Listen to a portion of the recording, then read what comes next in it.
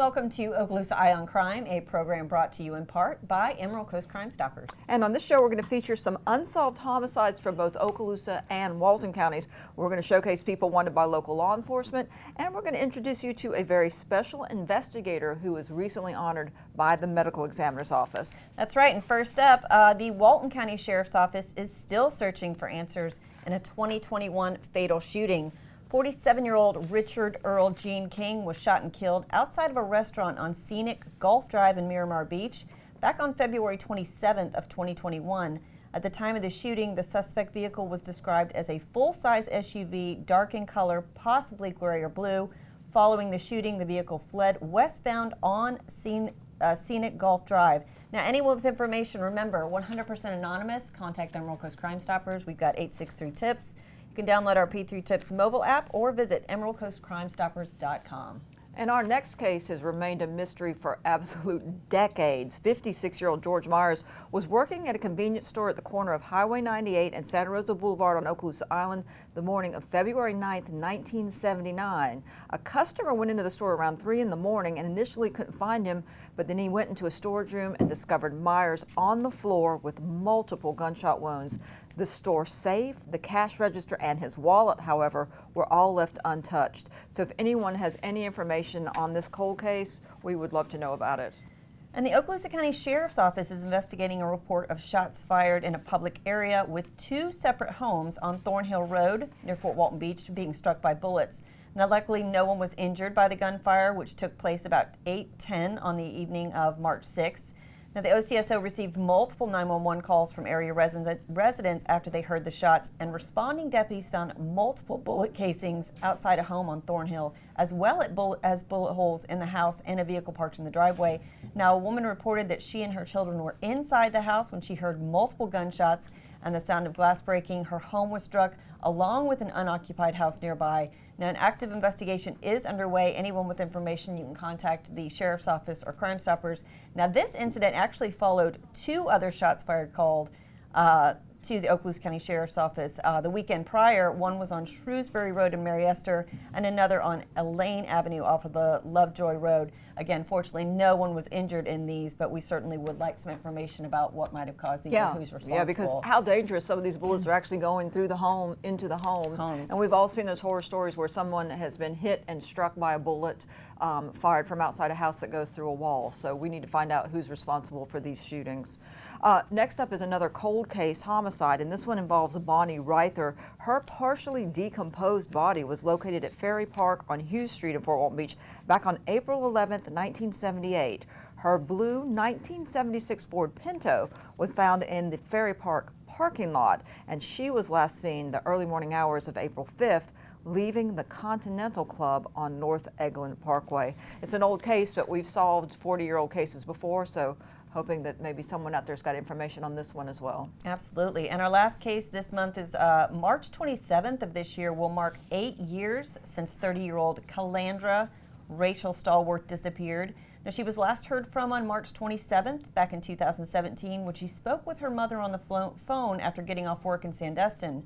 She was supposed to be at work the next day but never showed up and has not been seen or heard from since. Now, she does have children, her family and friends that have not heard from her since that date, and they all agree this is out of character for her. Now, the Crestview Police Department has followed up on numerous leads and interviewed several witnesses, but still have not been able to locate Calandra and, of course, continue to investigate her disappearance. So if you have any information about that case, you can contact the Crestview Police Department or, of course, Emerald Coast Crime Stoppers. That one's literally stumped a lot of people trying to figure out what happened there. Now we're going to move on to our fugitives. At the top of this list is Jose Orlin Nolasco Benitez. He's wanted for felony failure to appear for using a two-way communications device to facilitate travel to meet or use a computer to lure a child, as well as using a computer to seduce, lure a child. Oh, that's another charge, actually, separately. Last known to live on Navy Street in Fort Walton Beach. Next up is Corderic Markeith Brown. He's being sought by the Crestview Police Department for felony failure to appear for second-degree murder, as well as violation of probation for robbery. Last known to live on Anderson Drive in Fort Walton Beach. And the Walton County Sheriff's Office is looking for Robert Carlos Cruz. Cruz is wanted for a felony violation of probation. His last known address was in Panama City. And Okaloosa deputies are searching for 43-year-old Paul Austin Griner for felony sexual assault, last known to live on Landview Drive in Fort Walton Beach. And this is Renee Izquierdo Lopez, 47 years old and wanted for sexual battery on a victim under 12, as well as lewd and lascivious molestation. A new face to the show this month is 31-year-old Matthew Ryan Richard. He's wanted for felony violation of probation for traveling to meet after use of computer to lure a child. Oh, good grief. And then we've got Timothy Tyler Turner up next, wanted for felony sexual battery and lewd and lascivious molestation. Last known address was on Red Barrow Road in Baker. Next up is Clint Wayne Covey. He's wanted for felony failure to appear for 2 counts of battery on an officer or firefighter. And another Walton County Sheriff's Office case for felony violation of probation. They're looking for Carlos Hernandez Espinal. 58-year-old Patrick Todd Cannon, who was last known to live on Fetting Avenue in Fort Walton Beach, he's wanted for felony theft. And you can contact us if you know where to find Brian Keith McGee. McGee's wanted for felony VOP for grand theft, fraud, and organized communications fraud. And we're still looking for Ann Margaret Mary Marsh. She's wanted for failure to appear for theft as well as elderly abuse, last known to live on Madeline's Path in Fort Walton Beach. Now moving next to Richard Zachary Wagner, he's wanted for felony failure to appear and an order revoking bond for possession of a weapon by a convicted felon ×3, possession of drug paraphernalia, a traffic violation, failure to appear for a traffic violation, and aggravated battery. And here's Denise Evelyn Freites. She is 62 years old. She's wanted for felony violation of probation for DUI, fleeing and eluding law enforcement, and possession of a controlled substance, last known to live over in Pensacola. Taylor Coughlin's wanted for felony fraud, last known to live on Owen Street in Niceville. Lincoln Anthony Ricketts is wanted for felony failure to appear for driving while license suspended or revoked with prior convictions, resisting arrest without violence, and giving false identification to law enforcement. And take a look at Alonzo Borum. He's wanted for felony failure to appear for fleeing, eluding law enforcement, resisting arrest without violence, possession of a controlled substance, and possession of narcotics equipment. He was last known to live over on Shrewsbury Road in Mary Esther. And here's 24-year-old Rogelio de la Cruz Rosquero, hopefully I said that right, wanted for felony possession of a child pornography and use of a 2-way communication device to facilitate a felony, last known to live up in Crestview. And the search is still underway for John William Galveo Saab. He's wanted for first-degree premeditated murder in the shooting death of a 40-year-old Fort Walton Beach man back on March 17, 2021 in Capri Commons Mobile Home Park. He had an address on Patio Road in Fort Walton Beach prior to the murder, but he left this area shortly afterwards. Investigators have been unable to locate him, but are still searching. Here's another new addition this month. We don't have a photo, but it's 43-year-old Ryan Quinn Buholtz. He's wanted for felony driving while license suspended or revoked, reckless driving, and DUI with serious bodily injury to another. And we're going to be able to say goodbye to Daniel Lee Baker because Baker has been located since our last show. But Walton County deputies are still looking for 56-year-old David Allen Simmons for felony violation of probation, last known to live on State Highway 83 in Defuniak Springs. Now, if you're wondering if Crime Stoppers works, we do want to talk a little bit about the successes we've had over the last couple of months, specifically January and February. Our statistics, we had 221 tips that were received. That led to 17 arrests for local law enforcement partners and 21 cases cleared. Now, the board also approved $5,500 in rewards, and we did have a very significant case, and this actually happened in the city of Fort Walton Beach, the Fort Walton Beach Police Department back in February. They got a tip about a local hotel. They ended up seizing over 120 grams of fentanyl. Wow. And we want to thank Chief Beige for giving us some love when he put out the news release and talked about the partnership with Crime Stoppers and how together our law enforcement partners really help make us successful as well. Yeah, and you think about how many people that could have harmed, because just a tiny amount, 0.02 milligrams, can be fatal of fentanyl.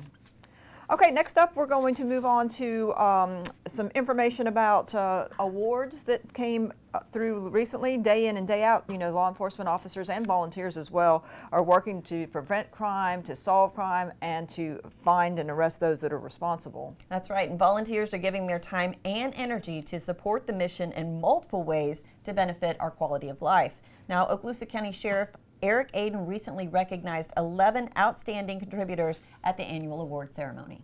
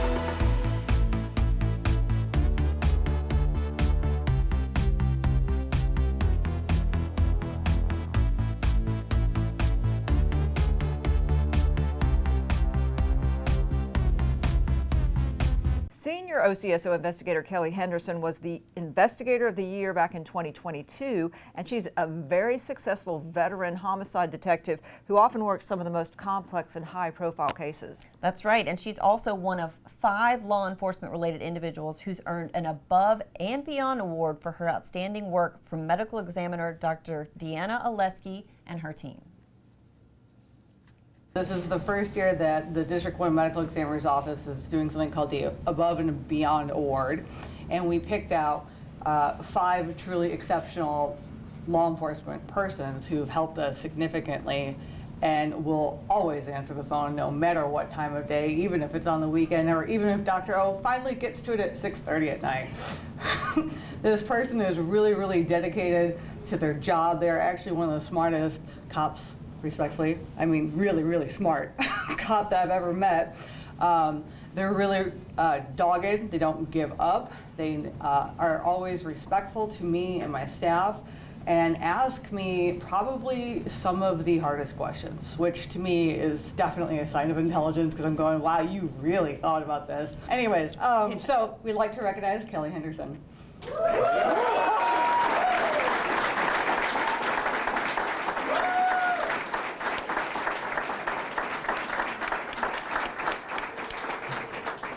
So whenever it's a really, really bad case, she's always assigned, and I'm always the doc.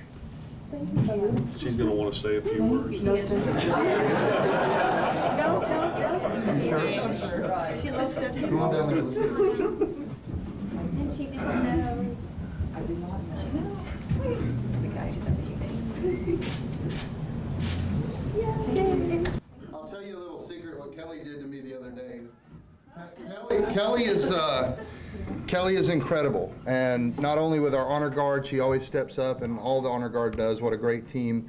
But on the investigative side, she has done some of the most high-level cases that we've had. Is just a steady rock. Thank you again, and well deserved. Congratulations, Kelly. So around the Okaloosa County Sheriff's Office, we simply call her an investigative rock star. Yes. Because that's what she is. Going to our next group of fugitives now, we've got Oswaldo Avelos Camacho, wanted for felony failure to appear for aggravated battery with a deadly weapon, last known to live on Williams Court in Fort Walton Beach. And here's 38-year-old Casey Scott Dishman, who's wanted for felony failure to appear for resisting arrest without violence, possession of a controlled substance with intent to sell, as well as other narcotic charges, last known to live in Destin. Richard Harrison's last known address was over in Milton. He's 43 years old and he's wanted for felony fraud.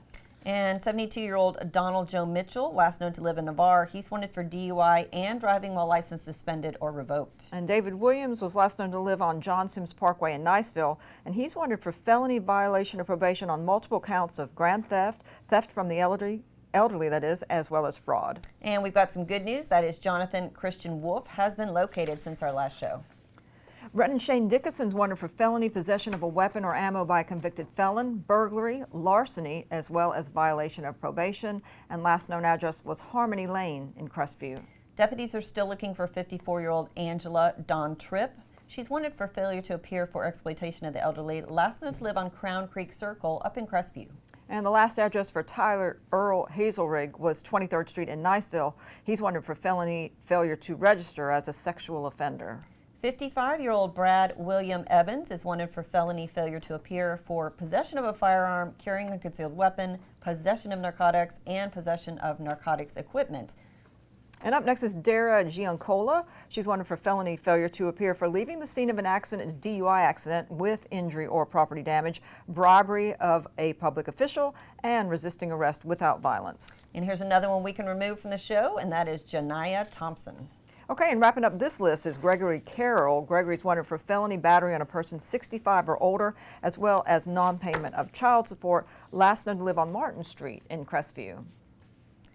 Well, dozens of OCSO staffers volunteered to go to storm-stricken areas to help their fellow Floridians following 3 separate devastating hurricanes in 2024. Yeah, they were gone a lot, and Sheriff Aiden and Major Kevin Kirkpatrick hosted the Sheriff's Citizens Advisory Board, that is, and talked about the role the OCSO plays in deploying to help storm victims wherever needed, and they also organized a display of some of the gear that they set up to take with them. Feel free to walk around and see what we have. we only brought some equipment of everything we bring. Normally we take quite a few ATVs. The skid steer, we take 2 fuel buffaloes. We have diesel and gas, so we're self-sustained on that. We take 500 gallons of water, as well as cases of water. We take, there's a bathroom trailer, there's a command trailer. I have my people stationed around, so as you walk around, you have questions, feel free to ask anything you want out of the folks that are here. The mission's different everywhere. We don't know, like Kevin said, till we get there, what that sheriff might need. And sometimes, frankly, they're a little caught off guard. They don't know what to ask for. And we just go to serve. And we show up at the county and we go, hey, what do you guys need? And they give us mission taskings and we go forward and do that.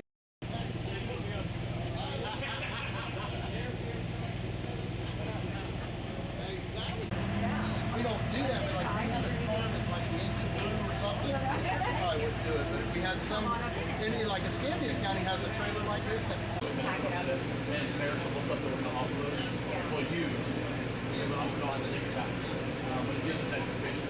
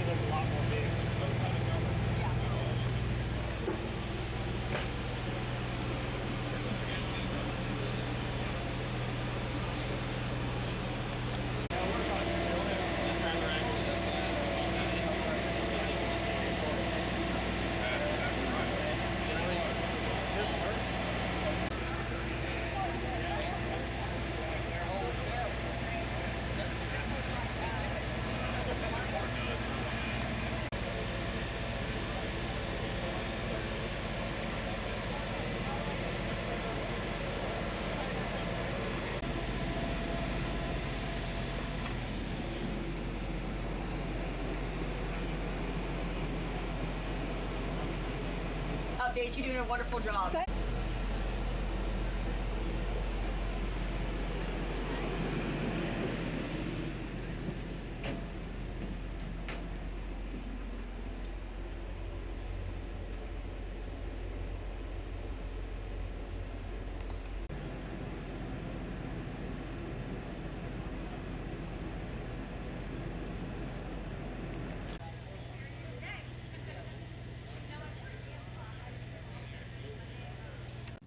And here's to hoping that no one gets called out in 2025. Absolutely. Well, we're going to start with our next group of fugitives. First up, Walton County deputies are looking for 33-year-old Jeffrey Blake Shaw for a felony violation of probation. Also looking for Lakeem Rick Troutman. No photo available, but Troutman's wanted by the Crestview PD for felony aggravated battery and last known to live on Bel Air Drive in Crestview. Another one that's been captured, that's Stephen Richard Arp. And we don't have a picture available for Jerome Daniel Mason, but Mason's a 40-year-old white male, and he's wanted for felony fraud and exploitation of the elderly. And here's Anthony Michael Frodely, wanted for violation of probation for grand theft, trafficking in stolen property, and providing false information to a pawnbroker, last known to live in Fort Walton. And last up on this list is Todd Inman. He's wanted for felony VOP for driving with a license that had been suspended or revoked, and possession of controlled substance, passing forged notes, providing false information to a pawnbroker, and grand theft. Long list there. Yeah, no doubt. And now, here's a look at some of the highlights of the OCSO's February 2025 get-together at headquarters, which included some promotions and a life-saving award, as well as a citizen commendation. I got involved with this agency a few years ago with my nonprofit Ladies of Law Enforcement.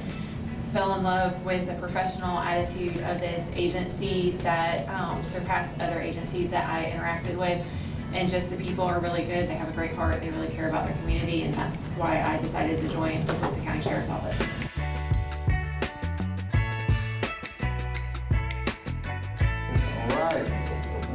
to the club. The Okaloosa County Sheriff's Office Community Service Award is presented to Mr. Stephen Keith, and the Okaloosa County Sheriff's Office Life Saving Award is presented to Deputy Brandon Seebeck, as their heroic actions undeniably saved a life. And we're honored to have with us today the patient in this situation, Mr. Cohen.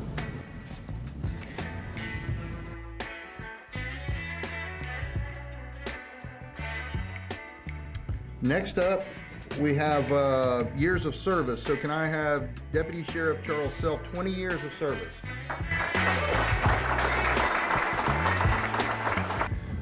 Major David Allen, 20 years of service.